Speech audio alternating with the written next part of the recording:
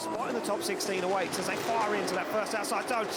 And Clint Van Oort tags the side of Jakob Kroll. Slow initiation for Kroll, and he stands on the foot brake there as he comes through the middle of the circuit. Contact once again. Jakob Kroll puts it into a spin, and Clint Van Oort has to take avoiding action into the wall. Yeah, well, we expected some carnage, and as you alluded to earlier on, for these drivers, I mean, it's just leave it all out here, and right now they are leaving many body parts right off the first clip. Yeah, all more or less kick off. Even in that transition, did Clint Van Oort get into the back of Jakob Kroll?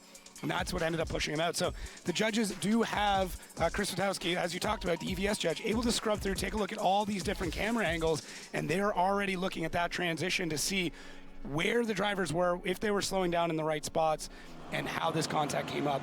As he fires through, Manoa now trying to keep up with the pace as he fires in on the side of Dwayne McKver. McKver fulfills outside zone 1. You can barely see Manoa in the smoke as he pops through the smoke on that inside zone. It's a beautiful line from Manoa. Look at this, creeps up onto the door once again, but McKver squeezes the throttle, tags the back end off the wall, and now hammers through the centre of the circuit. Can't shake the Japanese driver though, as Hiroya Manoa puts on an absolute masterclass. Both guys get into the wall. Manoa tags the wall and puts himself in, and McKver carries on going.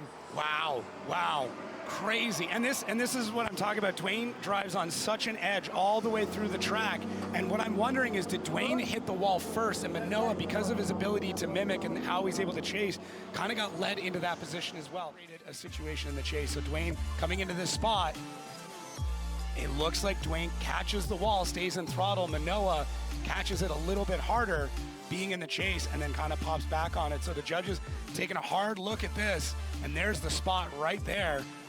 Our production team putting a camera in the perfect position. And the hard part is, too, with a chase driver, they're going to be offset. They're going to be a little bit further back just naturally, and that means if Dwayne makes a small touch, which, I mean, it was a decent bit of contact, now the car behind him is going to be further back due to just being in the chase, so that contact is now going to be a little bit more aggressive. So another tool that they're able to use in this is that Wally system to understand as well. Leon from France fires in that Subaru, gets into that first outside zone, but look at McKver, he's on an absolute hunt this weekend. He wants a podium, he wants a taste of the champagne as he flicks it towards the door, and look at this from McKver, no messing around as they both get into outside zone 4.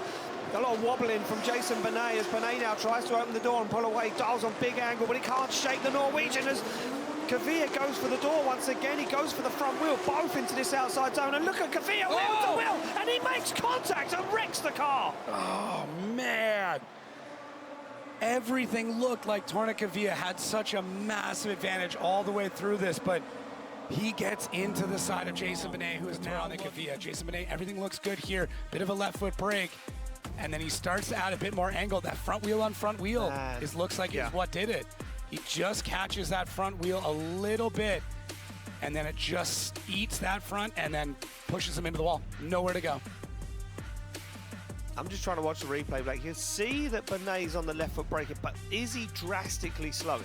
Well, yeah, and that's going to be come you can down see, to. I mean, yeah, Jason Benet's on the left foot brake. That wheel is locked up pretty heavily, but I mean, you're using it as a correction tool, and that whole suspension tore out. Wow. Look at that. That coil over the lower arm, the whole lot is ripped from the car. At the final of Drift Masters, they fire in Hines into that first outside zone. Look at Van Oort, though, aggressive, tags the wall, tags Alan Hines, has to back out of it. Oh! Clint Van Oort mistimes the transition and hits the wall head on in front of the grandstand, as Alan Hines will be shown a red flag, unsafe to cross the circuit. And we wait to see if Clint Van Oort is okay. He's in the car moving. It looks like he's given the thumbs up to our marshal. And that is, this on the replay, look, he goes nice and, well, he goes too wide into the wall, and it kind of upsets the line. And as he goes for it, he's lost in the smoke on the transition. Look at that, boom, and Clint Van Oort hits the wall. Man, pulling it up from Race Data Labs and the Wally system, over 70 kilometers an hour is what he was doing, just head on into the wall. Here we go, we've got the onboard from it as he transitions, and he sees it. Oh, look at that, the way he shrugs.